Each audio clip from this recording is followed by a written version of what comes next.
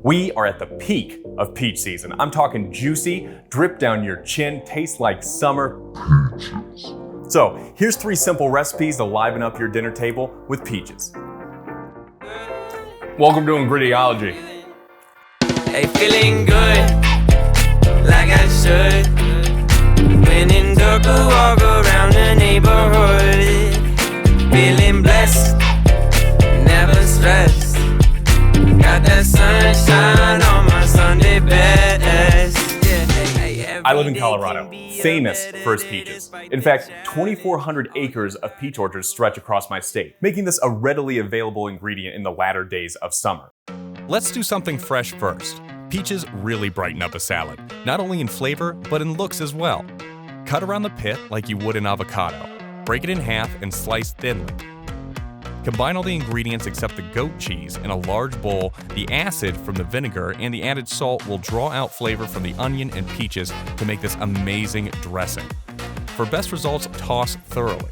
Let your salad marinate together for 5 to 10 minutes. Any salad benefits from a nice tall presentation, so go for height.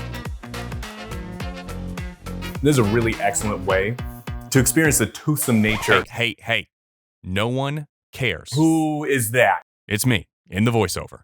Okay. Do you think you're the first person to taste a peach? Just get on with it. Well, you gotta taste the food. It entices the viewer to wanna, make it at home. Firstly, no it doesn't. Secondly, did you just say toothsome? Yeah, toothsome. Could you define that for me, please? Well, I heard Tom Colicchio say it once on Top Chef. Sounded fancy. Well, you can use that made-up-ass word when you win Top Chef. Bye! Hey, wait, I haven't talked about the goat cheese yet. It's sumptuous. There are thousands of peach varieties, but they fall into just a few categories. Freestone or clingstone being the most general. Clingstone peaches are predominantly used for peach products like purees, frozen peaches, or canned peaches. Freestones are more popular at the supermarket since they're less frustrating to eat. Another way to break it down is the color of the flesh. White peaches are the most popular across Asia, being sweeter and less acidic. While their more acidic cousins, yellow flesh peaches are the preferred choice of the West. There are red flesh peach varieties, but I've never eaten one and they're pretty rare. But if you have, let me know down in the comments. For our entree, a simple roast pork tenderloin is in order. Pork just works so well with semi-sweet sauces. It'll be perfect with this peach sauce.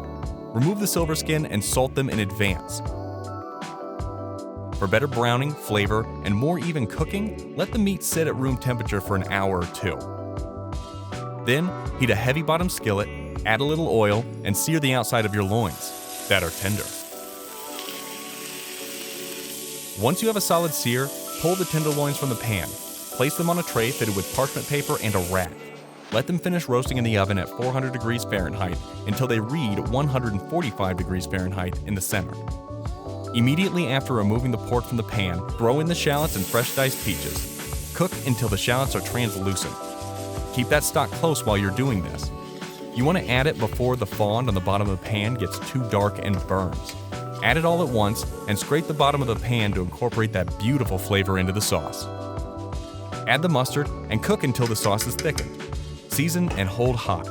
Once the tenderloins have reached 145 degrees Fahrenheit, remove them from the oven and let them rest on a cutting board covered with aluminum foil for 5 to 10 minutes.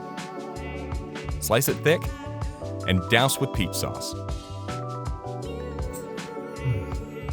Wow, this is what. Hey, whoa! Anyway, some of you may have heard of the dessert peach Melba, but did you know it was named after this hottie? Are those ankles? Oh. No, it's not.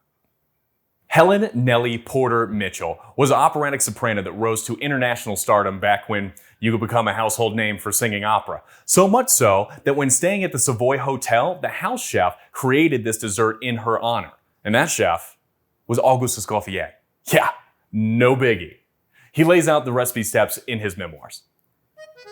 Choose 6 tender and perfectly ripe peaches. The Montreuil peach, for example, is perfect for this dessert. Blanch the peaches for 2 seconds in boiling water. Remove them immediately with a slotted spoon and place them in an ice water bath for a few seconds. Peel them and place them on a plate.